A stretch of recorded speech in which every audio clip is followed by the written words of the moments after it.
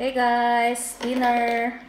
Meron tayo ditong sinigang. Niluto ko guys, kakaluto ko lang no.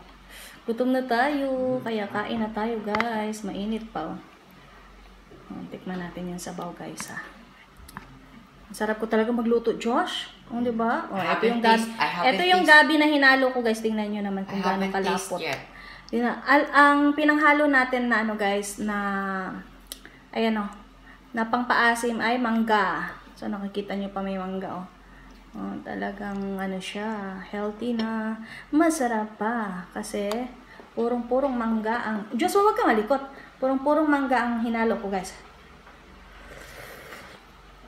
Ang sarap, Josh. Mapapadami na naman ang kain ng anak ko nito kasi favorite to ni Josh, guys. And talagang dinamihan ko ng ganito, ng taba-taba kasi dapat pang adobo kasi to guys, yung cutting natin, no.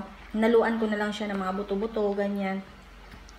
Dahil si Joshua, pag konti lang yung niluto mo, wala ka nang matitira sa kanya guys, no.